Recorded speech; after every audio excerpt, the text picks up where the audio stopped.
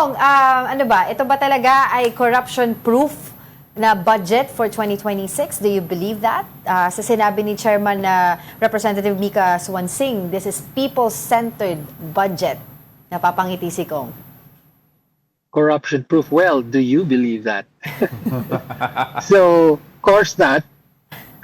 There's no such thing. No. I highly doubt, obviously, Why that do you this say is a so? corruption-proof Let's break it budget. down, Kong. Why do you All think right. it's not a corruption-proof budget? The corruption that has been exposed is a whole system, and the budget or the General Appropriations Act is only one important piece. But this is the appropriation. So the authorization starts here, but the corruption is actually realized in the execution of the budget. Right. Now, when it is spent, and this is where the rig biddings happen, and this is where the kickbacks are generated and eventually transferred to proponents. So, we have not seen a thorough cleanup of, for example, the procurement system in the DPWH.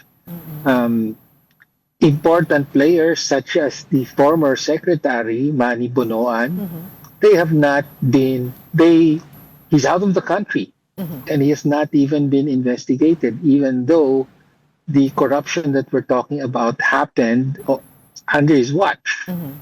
So it would be premature to say that, wala, everything is fixed now. Right. What can you say about yung sinasabi po ng iba na we are simply going after personalities in this whole scheme of corruption, which can be replaced, but the system is still there, it's still friendly and enticing pa nga daw to people who want to engage in corruption. Is Congress now, or do you plan to take a look at some of the safeguards and measures that will hopefully make it as tighter, parang to dissuade those corrupt officials? Well, that is very much true, that the system remains intact. We heard from that clip you played earlier, meron na raw coordinate yung farm to market roads, so safeguard na raw yun against corruption. Well, merong coordinates ngayon yung mga flood control projects provided by DPWH. It turns out many of the coordinates are fake. Parang copy and paste. So unless there's a system that really verifies each and every one of these coordinates, then, and we're talking about thousands of projects here, like if you're just talking about farm to market roads. Yes. So that will not be sufficient. And even more important than safeguards like coordinates is actual accountability, holding people accountable. Ibig sabihin, dapat meron talagang kasuhan at makulong. That will be a better safeguard against corruption than GPS coordinates. Well, of course, ito po ay pinirmahan na ng BICAM, and then antayin na lang po natin yung ratification po of both houses, and then mapupunta na po ito kay Pangulong Bongbong Marcos. Sa tingin niyo po ba, meron po bang dapat i-veto si Pangulong Bongbong Marcos dito? Ano po ba yung nasa wish list niyo na dapat ma-veto ng Pangulo? Well, dapat mawala talaga yung buong unprogrammed appropriations. Because we and others have said this is actually unconstitutional. Wala namang ganyan sa Constitution. And it is just prone to abuse, as we've seen. So yung confidential and intelligence funds, nakita na natin again how it's so easy to abuse it in the case of the Vice President. And yet, halip na bawasan, lumaki pa yung confidential and intelligence funds dito. binawasan yung DPWH so-called pork barrel allocations pero lumaki naman, nilipat lang sa lump sums for LGUs. No? Tapos, in order to do that, binawasan naman yung personnel benefits. So, may binawas na around 10 billion for compensation and then another 32 billion for terminal leave benefits, yung mga sa magre-retire, no? Yung monetization ng kanilang vacation leave, yung pera doon. Nilagay sa unprogrammed yun, no? No, yung mga yan dapat i-veto pero I highly doubt that the president will veto because in the end makikinabang din siya sa mga pondong ito because these are lump sums under the ultimate control of the president or under the discretion of the president. Okay, so what about yung mga ayuda funds, no? Kasama na dyan yung MAIFIP, 'di ba? AIX noon. Can you tell us more about it? Do you think mabibito din ng pangulo or hindi? Although sanabi ni Senator Ping Lacson may mga guidelines, may mga restrictions doon.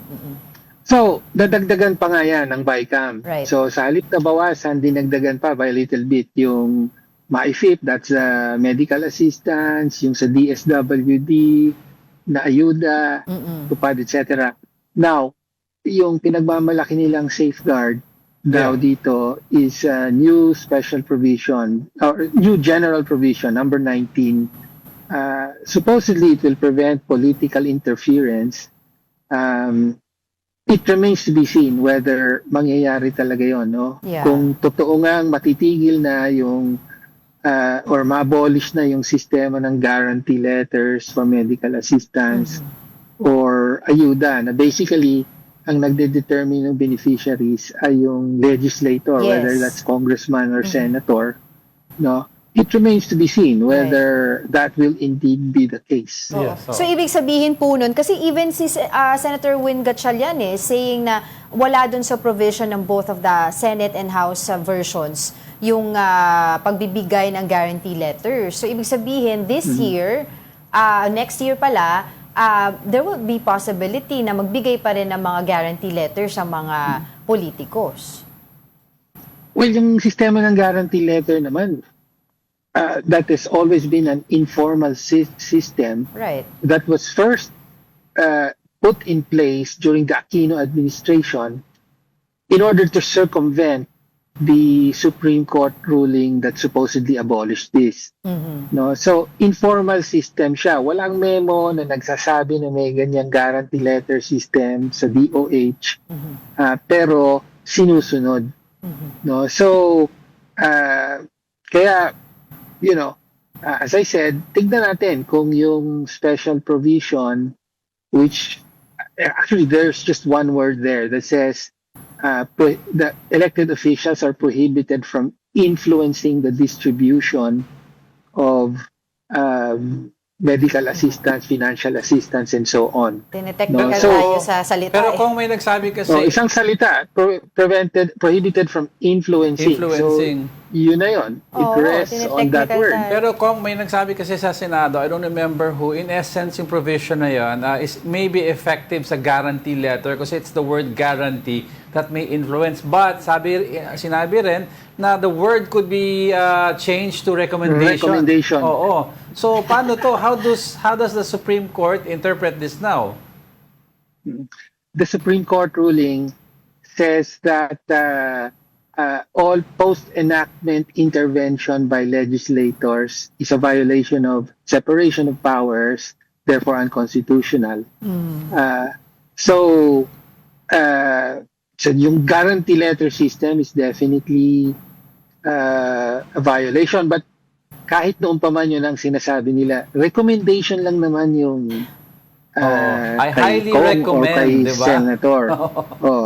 Pero it's amazing how all of these recommendations are always accepted. Exactly. So, even the anyway, amounts, di ba? Yeah. So, I mean, Iyon na nga. Kaya nga sabi natin, may pangako that there's this new provision. It remains to be seen whether the guarantee letter system will indeed be abolished.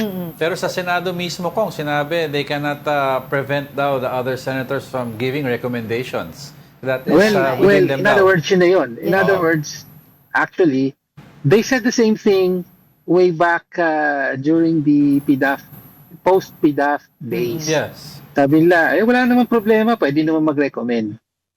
So kung sinasabi nila uli yan ngayon, then I think we'll expect more of the same, unfortunately. Well, okay, Kong, baka daw kasi mag-reenacted budget tayo for the first few weeks of the month next year.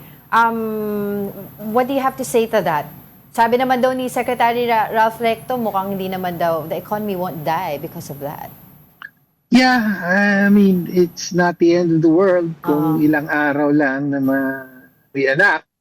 But of course, it does not reflect well on Congress because it is the duty of Congress to pass a budget before